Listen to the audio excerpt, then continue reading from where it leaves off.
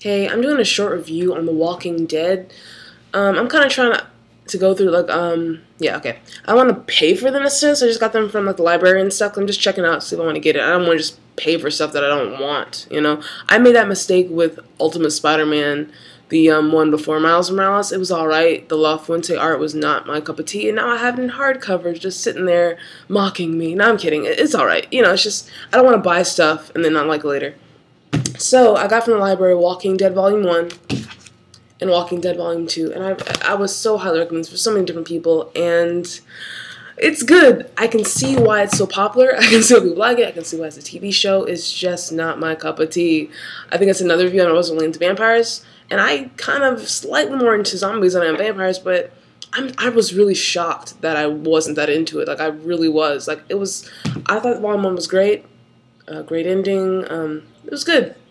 Volume 2. Now, my ethos of this review will go down a bit. I didn't get through this.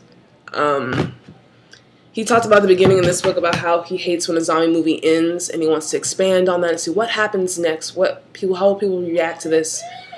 And for me, I like zombie movies because they do end, and it is kind of a cliffhanger. And from what I can tell, there's so many volumes. They have hardcovers, they have compendiums. I mean, this thing is a very sprawling, epic.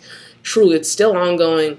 And I'm not really into that in the first place. I hate mangas or graphic novels that just go on and on and on. And part of me likes that. For instance, like Ultimate Spider-Man, Miles Morales, hey, that can go on forever. Or Invincible from Image Comics, written by the same guy. I love Invincible. I'm just so surprised I didn't like this. I really, really am. Like, I love Invincible, but Walking Dead surprisingly didn't do it for me. A lot of these, it's not a negative review. I mean, I think it's awesome. The artwork is great. The story is great. I love how it's more about interpersonal relationships and how it's affected by the zombie thing. It's not just, oh, there's a zombie, boo. You know what I mean? So I love that aspect of it. It's just, it did not capture my attention. And I feel bad, like, oh, I really wanted to like this too. And I think it's awesome. It's great. I like it. It's just, I don't care enough to actually continue on from this book and keep going and keep going and keep reading it. I mean, this will be something, if it's in the library, I'll check it out, and maybe I'll recheck this out and actually read it from beginning to end.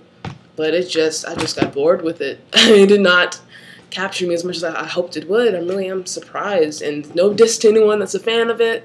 But yeah, and as far as the AMC TV show, I'm not really into that either. I just recently got AMC, so before I couldn't even watch it. Yeah, I'm just, I don't, yeah. I mostly watch comedy TV shows anyways, and dramas is like whatever is like the cheap, like on NBC or something. Like, I love Awake, or whatever. I don't really get fancy channels most of the time, so I won't know about Game of Thrones and Walking Dead and Mad Men until like after the fact, and it's on DVD, and then I'll get it from my library, so I'm very behind on certain stuff.